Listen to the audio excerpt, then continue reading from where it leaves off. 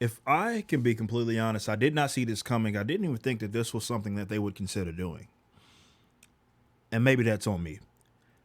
But for those that don't know, Kevin Feige has been like president of, if I'm not mistaken, was his title of Marvel Studios.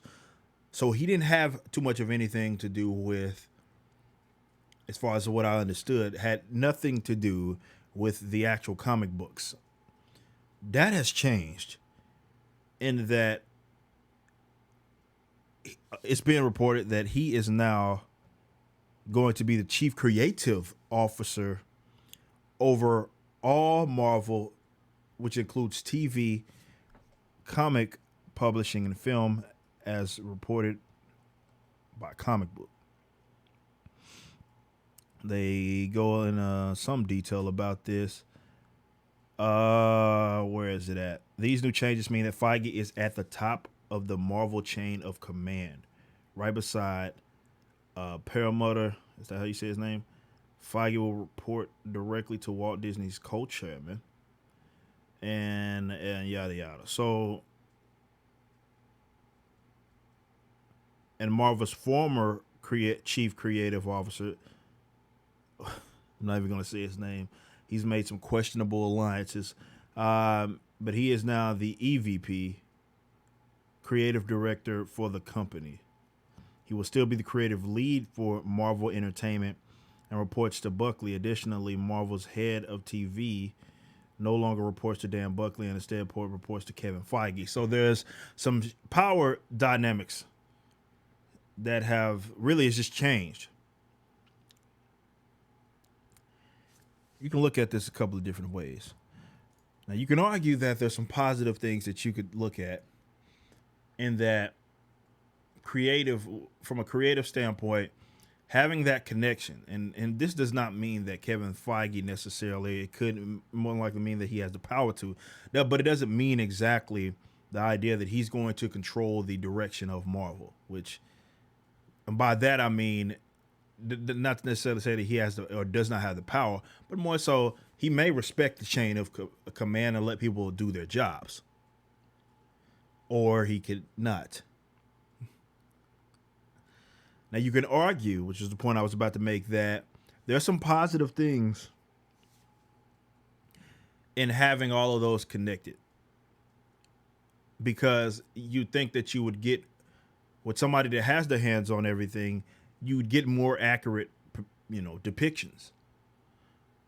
That's only works, though. It only works if the person in that position cares, number one, and it only works if they are knowledgeable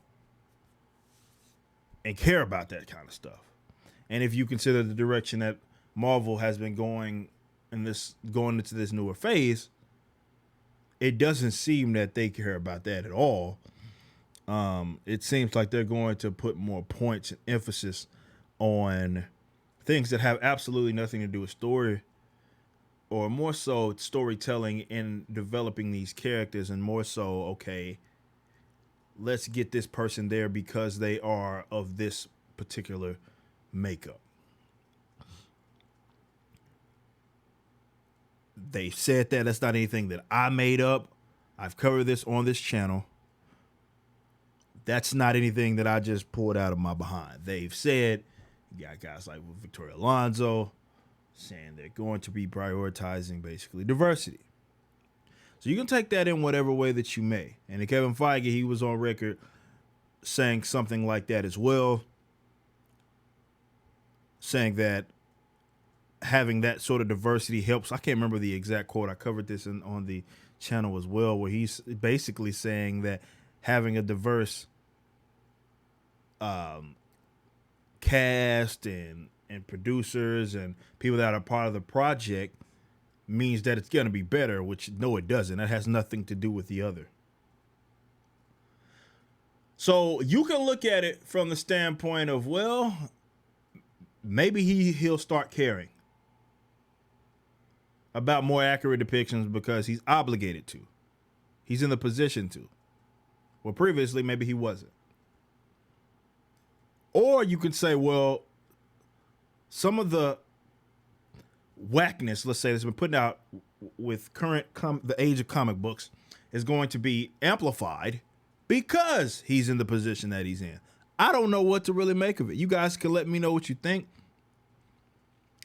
I just wanted to share that because it is important. That is something that is important. I'm usually not in the news and who's going to be the new writer and stuff like that. I'll cover it here and there if it is somebody that I think is notable or something happens that I do think is worthy of mentioning.